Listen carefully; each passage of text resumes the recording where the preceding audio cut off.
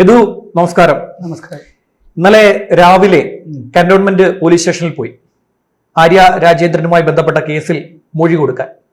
പിന്നെ ഞാൻ യദുവിനെ കാണുന്ന വൈകിട്ട് 3 മണിക്ക് ശേഷമായിരുന്നു. എന്തായിരുന്നു സ്റ്റേഷനുള്ളിൽ സംഭവിച്ചത്? സ്റ്റേഷനുള്ളിൽ സംഭവിച്ചതെന്ന് വെച്ചാൽ മൊഴിയെടുപ്പല്ല അവർ ചെയ്തത്. മൊഴിയെടുപ്പല്ല, ക്വസ്റ്റ്യനിങ് ആയിരുന്നു. ഇതേ പറഞ്ഞാൽ അങ്ങനെയല്ല, ഇങ്ങനെ ഞാൻ പറയുന്നതല്ല ഇതാണോ എന്ന് പറഞ്ഞപ്പോൾ അതല്ലല്ലോ, വീഡിയോ ഒക്കെ എടുത്ത് കാണിച്ചു. ഓരോ വീഡിയോ ഒക്കെ എടുത്ത് കാണിച്ചു. ഞാൻ പറഞ്ഞു ഞാനാണ് ഒപ്പത്തിനൊപ്പം ഇങ്ങനെ കാറും ബസ്സും കൂടെ പോകുന്നുണ്ട്, കാറാണ് ഫസ്റ്റ് ഓൺ വേ കയറിയെന്ന് പറയുന്നത്. ഞാൻ പറഞ്ഞില്ല, സാറിനെങ്കിൽ PMGയിലെ സിഗ്നലിൽ നോക്കിക്കഴിഞ്ഞാൽ കറക്റ്റ് അറിയാലോ ആദ്യം ഏത് വണ്ടി വരുന്നു. അപ്പൊ പിന്നെ ഉത്തരവില്ല, ആ ബസ്സാണ് ആദ്യം വരുന്നത്. അങ്ങനെ സമ്മതിച്ചല്ലോ. അവരിങ്ങനെ എന്നെ ഇട്ട് കുഴപ്പിച്ചുകൊണ്ടിരിക്കുകയാണ്. അവസാനം ഓരോ ചോദ്യങ്ങൾക്കും മറു ഉത്തരം. നിങ്ങൾ ബാക്കിൽ നിന്ന് വന്ന് ലൈറ്റ് അടിച്ചു, ഹോൺ അടിച്ചു, കാറിന് ഇങ്ങനെ ഹോൺ അടിച്ചു എന്ന് പറഞ്ഞു. അപ്പം ഞാൻ പറഞ്ഞു അങ്ങനെയല്ല, ഞാനിങ്ങനെ ലൈറ്റ് അടിച്ച് ഹോൺ അടിച്ചെന്ന് വെച്ചാൽ ഞാൻ സൈഡ് കൊടുത്തിട്ട് എനിക്ക് വണ്ടി മുന്നോട്ട് പോകാൻ ഇറിറ്റേഷനായിട്ട് അവർ വണ്ടി ഓടിച്ചുകൊണ്ടിരിക്കുകയാണ്. പിന്നെ ബാക്കിൽ കാറ് വന്നപ്പോഴും കാറും ഇതേ സംഭവം തന്നെ ആവർത്തിച്ചത്. ഹോൺ അടിച്ചു പിടിച്ചാണ് വന്നത്, ഇറിറ്റേറ്റ് ആയിട്ടാണ് വന്നത്. സാർ അത് എഴുതാത്തെന്ന് ചോദിച്ചപ്പോഴത്തേക്ക് അത് ഒന്നും മിണ്ടിയില്ല. നിങ്ങൾ പറഞ്ഞൊന്നും രേഖപ്പെടുത്തുന്നില്ല. ഞാൻ പറഞ്ഞത് കുറേയൊക്കെ ഭൂരിഭാഗവും രേഖപ്പെടുത്തിയെങ്കിലും അത് ഇൻഡയറക്റ്റ് ആയിട്ട് എന്താന്ന് വെച്ചാൽ വിട്ടുവീഴ്ച മനോഭാവം എന്ന് പറയാനായിട്ടില്ല. അതായത് ആ മാഡത്തിന് അനുകൂലമായിട്ട് എന്തെങ്കിലുമൊക്കെ എഴുതി ചേർക്കുക. തത്രപ്പാടിലായിരുന്നു അവർ. തത്രപ്പാടിലായിരുന്നു. ഇപ്പൊ എൻ്റെ പേരിൽ സഡൻ ആക്ഷൻ എടുത്തല്ലോ അവര്, കേസും വഴക്കുമായിട്ട് ഇങ്ങനെ സഡൻ ആക്ഷൻ എടുത്ത് എനിക്ക് ജോലിയിൽ പോകാൻ പറ്റാത്ത അവസ്ഥയാണ് ഇപ്പോൾ. ഇവർക്ക് ഈ കേസ് വന്നിട്ട് ഞാൻ ജാമ്യത്തിലാണ് ഇറങ്ങിയത്. ഇവർക്ക് ഈ കേസ് വന്നിട്ട് ഇവർ ജാമ്യത്തിലുമല്ല, ഇവർ ജോലിക്ക് പോകുന്നുണ്ട്. ഇവരെ ഈ 5 കൂട്ടരും ജോലിക്ക് പോകുന്നുണ്ട്, ആൾക്കാരും ജോലിക്ക് പോകുന്നുണ്ട്. എന്തുകൊണ്ട് ഇങ്ങനെ ഒരു എനിക്കുണ്ടായ പോലെ അവർക്ക് എന്തുകൊണ്ടാണ്? നിയമം എല്ലാവർക്കും ഒരേപോലെ അല്ലേ? അവരെ എന്തുകൊണ്ടാണ് ജോലിക്ക് പോകുന്നത്? അത് ആരും ഉദ്യോഗസ്ഥന്മാർ തിരക്കാറുമില്ല, അവരെ അറസ്റ്റ് ചെയ്യുന്ന പോലും ഇല്ല. ജാമ്യം എടുക്കാതെയാണ് അവരിപ്പോൾ നടക്കുന്നത്. ശരിക്കും ഒരു സ്റ്റേറ്റ്മെന്റ് എടുക്കുകയായിരുന്നില്ല, സ്റ്റേറ്റ്മെന്റ് മാനസിക പീഡനമായിരുന്നു. ആണ് ഇറിറ്റേറ്റ് ചെയ്തുകൊണ്ട് ഒരു 10:45 കയറിയതാണ്. തിരിച്ച് 2 മണി കഴിഞ്ഞ് 2:45 2:30 ഇറങ്ങിയത്. അപ്പോഴാണ് വിളിക്കുന്നത്. അപ്പോഴാണ് ഞാൻ വെളിയിൽ നിൽക്കുകയാണ്. അപ്പോൾ ഇത്രയും സമയമാണ്. 2 വ്യക്തികളാണ്. ഒന്ന് നമ്മുടെ അവിടുത്തെ കൺട്രോൾമെന്റ് CSIയും കൂടെ ആണ് ഏറ്റവും കൂടുതൽ സമയം എടുത്തത്. മറ്റത് അരമണിക്കൂർ എന്തോ ഉണ്ടായിരുന്നു, 1 മണിക്കൂർ മാത്രം ഉണ്ടായിരുന്നു. തമ്പാനൂർ സ്റ്റേഷൻ എന്ന് പറഞ്ഞാൽ മെമ്മറി കാർഡിന്റെ ഡീറ്റെയിൽസ് എടുക്കാൻ വേണ്ടിയിട്ട് മെമ്മറി കാർഡ് ഞാൻ എടുത്തെന്നുള്ള രീതിയിലാണ് ചോദിച്ചത്. പക്ഷെ എന്നിട്ട് പറയുന്നത് നിങ്ങൾ എടുത്തെന്നല്ല പറയുന്നത്, എന്നാലും നമുക്ക് തിരക്കേണ്ടത് തിരക്കണം എന്ന് പറഞ്ഞിട്ട് നോട്ട് ചെയ്ത് എടുത്തോണ്ട് പോയി. അന്ന് ഈ സംഭവം ഉണ്ടായ ദിവസം 12 മണിക്കൂർ യദു സ്റ്റേഷനിലിരുന്നു. ഇന്നലെ ഏതാണ്ട് 5 മണിക്കൂറോളം.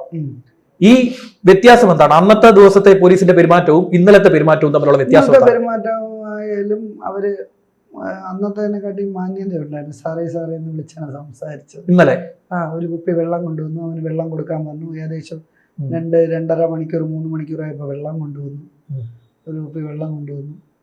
സാറേ എന്ന് വിളിച്ച് സംസാരിച്ചു. എന്നാലും അത് അവര് വ്യക്തമായിട്ട് പറയുകയാണെങ്കിൽ എന്നെ കൺഫ്യൂഷനാക്കി വഴിതിരിക്കുക, അതാണ് ലക്ഷ്യമായിരുന്നു.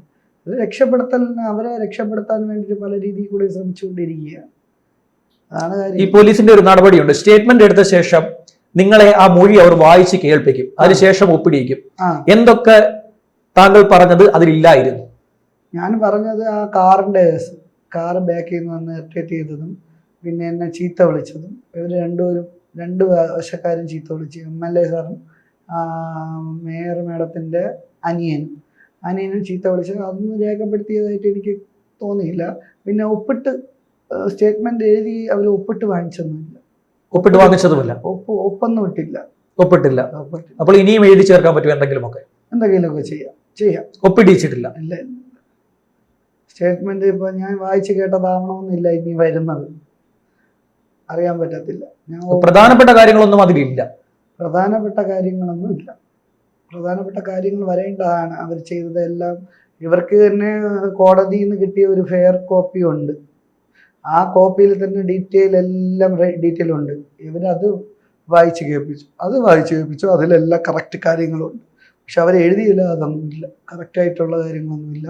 ഞാൻ താങ്കൾ കൊടുത്ത പരാതിയിലെ FIR വായിച്ചപ്പോൾ ഇവിടെ പറയാൻ പറ്റാത്ത ഒരു അസഭ്യ വാക്ക് ഉപയോഗിച്ചു എന്ന് ആ എഫ്ഐആറിൽ രേഖപ്പെടുത്തിയിട്ടുണ്ട്. ആ. ഉണ്ടായിരുന്നോ? ഉപയോഗിച്ചോ? ആരാണ് അത് പറഞ്ഞത്? അത് പറഞ്ഞത് MLA ആണ്. MLA MLA ആണ് വണ്ടി ഒതുക്കട ആ വാക്ക് ഉപയോഗിച്ചത്. ആ. ഒരു MLA വായിൽ നിന്ന് വരുന്ന വാക്കല്ലേ? ആ. പ്രതീക്ഷിച്ചോ അങ്ങനെ ഒരു കാര്യം? ഇല്ല. MLA ആണ് എന്നെ ഈ തെറി പറഞ്ഞെന്ന് പറഞ്ഞു.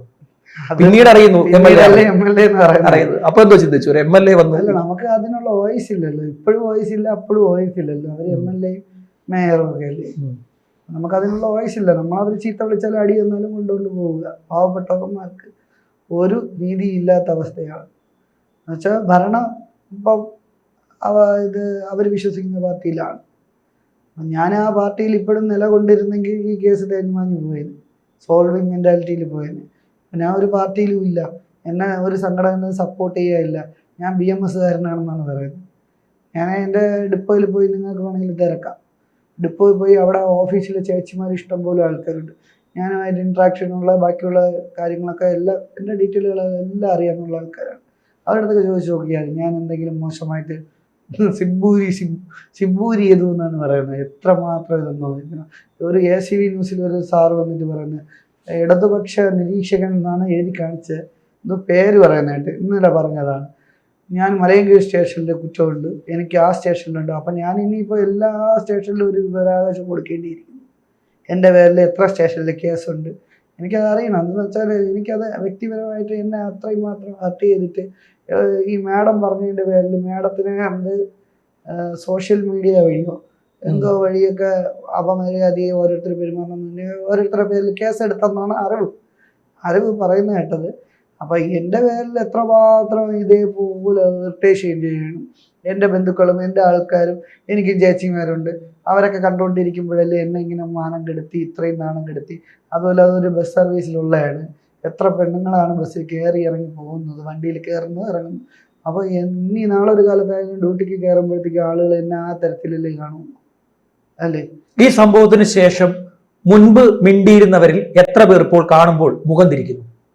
ഇപ്പോൾ നല്ല വലിയ വലിയ ഗവൺമെന്റ് ജോലിക്കാരായാലും എല്ലാ ആൾക്കാരും വന്ന് ചേച്ചിമാരൊക്കെ ഷേക്കൻഡ് വരുന്നുണ്ട്, മിണ്ടുന്നുണ്ട്. മിണ്ടാതിരിക്കുന്ന എത്ര പേരുണ്ട്? മുഖം തിരിച്ചു പോകുന്നു. പാവപ്പെട്ട കുറച്ച് ആൾക്കാർ മാത്രം. ഇത് അത് അധികം വിദ്യാഭ്യാസം ഇല്ലാത്ത ആൾക്കാർ ഇത് വിശ്വസിക്കുന്ന ആൾക്കാരുണ്ട്. വിവരമുള്ള ആൾക്കാരും ഇത്തിരി സാധാ ജനങ്ങളായിട്ടുള്ള മൊബൈലും കാര്യങ്ങളും വീഡിയോസൊക്കെ കാണുന്ന ആൾക്കാരൊക്കെ പ്രതികരിക്കുന്നുണ്ട്. ചിലർ വന്നിട്ട് പറയണ ഇവരെ അഹങ്കാരം നിർത്തി കൊടുക്കണം, നമ്മൾ പാവപ്പെട്ടവനായതുകൊണ്ടാണ് നമ്മൾ ആ കുതിര കയറണം, നമ്മൾ വോട്ടിട്ട് വിജയിപ്പിച്ചിട്ട് നമുക്കിട്ട് ഇവര് പറയുന്നതൊക്കെ ശരിയാണ്, മക്കൾ പേടിക്കണ്ട, മക്കൾ പല ഇതും വരും, ഒന്നിനും പേടിക്കണ്ട, കട്ടയ്ക്ക് കൊടുക്കും. അമ്മമാരൊക്കെ വന്ന് പറയും. അമ്മമാരൊക്കെ വന്ന് കിഴക്കേക്കോട്ട പോകുമ്പോഴൊക്കെ മാസ്ക് വെച്ചൊക്കെയാണ് പോകുന്നത്. എന്നാലും അവർ തിരിച്ചറിയുന്നുണ്ട്. ഡ്രൈവർ അല്ലേ ഇത് എന്ന് മുന്നോട്ട് തന്നെ പോകണം കേട്ടോ, തളരല്ലേ, പലതും വരും, ഇനിയും പലതും വരും, നിങ്ങൾ പേടിക്കണ്ട, മുന്നോട്ട് പോകണം എന്ന് പറഞ്ഞാൽ ഇന്ന് കുറേ ആൾക്കാർ സെൽഫി എടുത്തിട്ട് സെൽഫി എടുക്കുന്നുണ്ട്. എല്ലാ സപ്പോർട്ടുകളും ജനങ്ങളുടെ ഭാഗത്തുനിന്നുണ്ട്. പക്ഷേ നമ്മുടെ സർക്കാരിൻ്റെ ഭാഗത്തുനിന്നില്ല, നിയമവശമായും പോലീസുകാരുടെ ഭാഗത്തുനിന്നില്ല. എത്ര ദിവസമായി ജോലി ഇല്ലാതായിട്ട്? ജോലി 27-ാം തീയതി തൊട്ട് ഇന്നേ വരെ, ഈ സമയം വരെ ജോലി ഇല്ലാത്ത. ചെലവുകളൊക്കെ എങ്ങനെ നടക്കും? ചെലവൊക്കെ അച്ഛൻ്റെ ചെറിയ ഒരു ബിസിനസിന്റെ ഇതിലാണ്. അച്ഛന് നല്ല പ്രായമുണ്ടല്ലോ. അച്ഛന് 70 വയസ്സുണ്ട്, 75 വയസ്സിനകത്തുണ്ട്. അച്ഛന് കഷ്ടപ്പെടുന്നിടത്തോളം കാലം അച്ഛൻ കഷ്ടപ്പെടുന്നു, അതേപോലെ തന്നെ ഞാനും. നമ്മൾ ജോലി കഷ്ടപ്പെട്ട് തന്നെയാണ് ഒരു 715 രൂപയ്ക്ക് ജോലി ചെയ്യുന്നെങ്കിൽ അതിനും കാട്ടി കൂടുതൽ നമ്മൾ അധ്വാനിച്ചിട്ടാണ് നേടുന്നത്. ഈ പാവപ്പെട്ട എല്ലാ ഡ്രൈവർമാരും, ഒരു ഡ്രൈവർമാരല്ല, നമ്മളെ ഡ്രൈവർമാരെന്ന് പറഞ്ഞാൽ പൊതുവെ അങ്ങനെയാണെന്നാണ് എല്ലാവരും തെറ്റിദ്ധരിച്ചിരിക്കുന്നത്. നമ്മുടെ ആ സീറ്റിൽ കയറിയൊന്ന് ഓടിച്ച് നോക്കണം, അതിൻ്റെ ബുദ്ധിമുട്ട് അറിയണം. ഇത്രയും ദൂരമൊക്കെ വണ്ടി ഓടി വിഷമിച്ച് അത്രയും ഈ ചൂട് സമയം കൂടെയാണ്, എൻജിൻ്റെ ചൂടും. ഞാൻ അന്ന് കൊണ്ടുപോയത് ഗ്ലാസ് ബോഡി വണ്ടിയും കൂടെയാണ്, ഭയങ്കര ചൂടാണ്.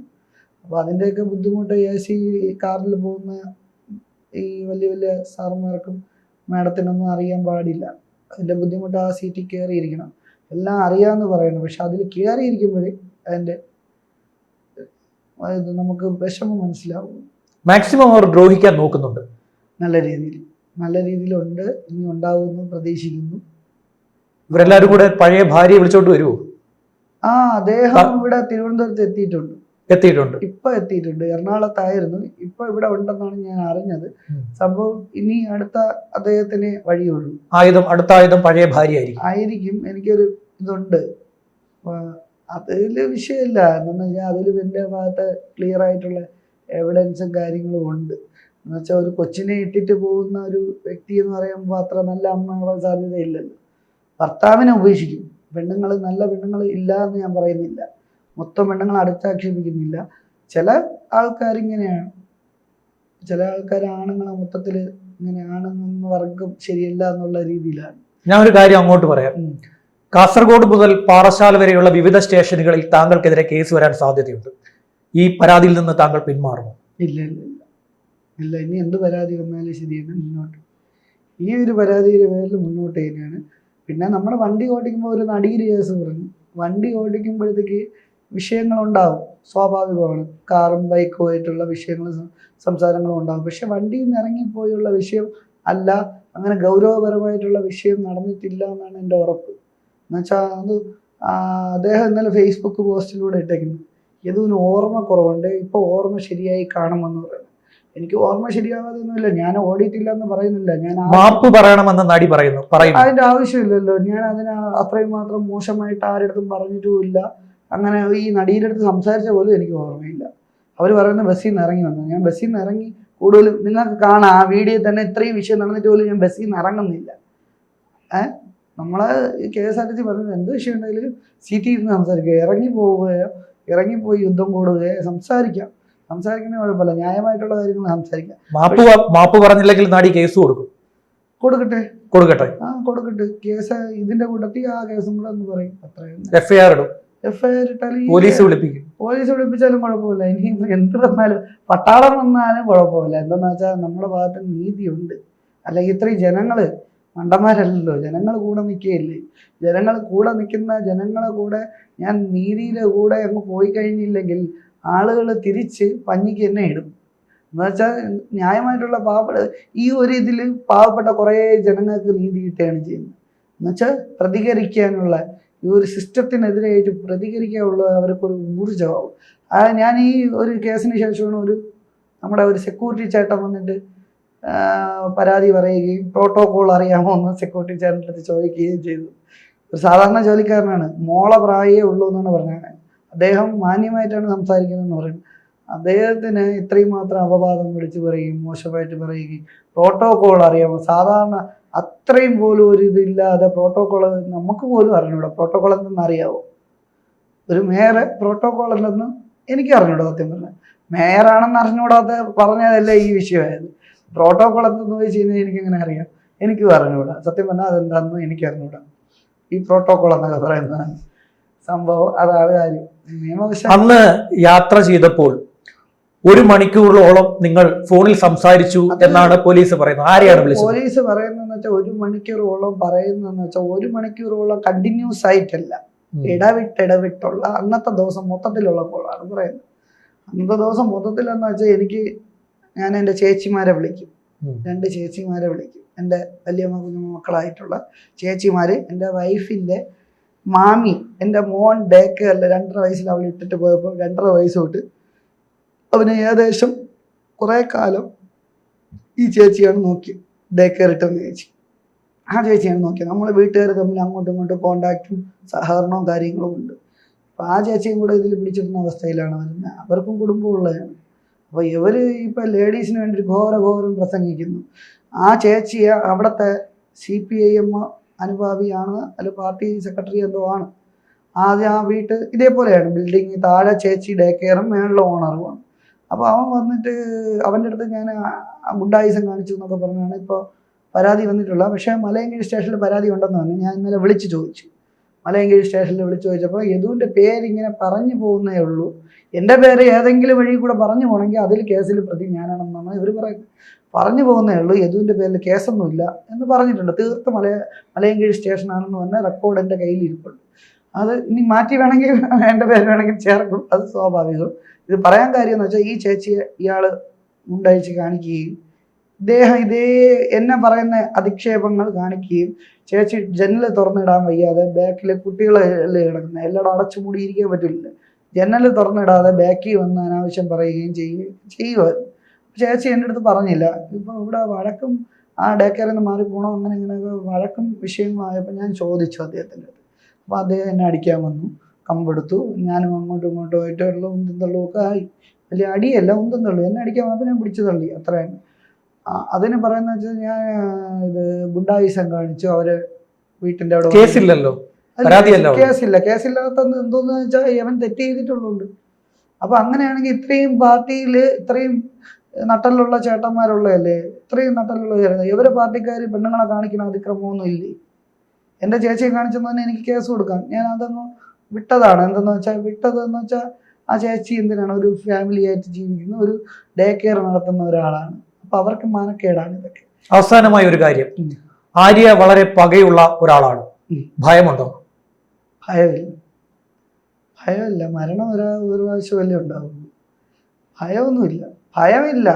പക്ഷെ എനിക്ക് നിയമം, ഈ പോലീസുകാരെയാണ് ഭയം. എനിക്ക് ആര്യ മേയർ എന്നുള്ള ഒരു വ്യക്തിയുടെ അടുത്ത് ഭയമോ അതൊന്നുമില്ല. പക്ഷെ ഇവർ പല രീതിയിൽ കേസിൽ കൊടുക്കും എന്നുള്ള ഭയം മാത്രമേ ഉള്ളൂ. അല്ലാതെ ഭയം കൊന്നുകളയുമെന്നുള്ള പേടിയൊന്നുമില്ല.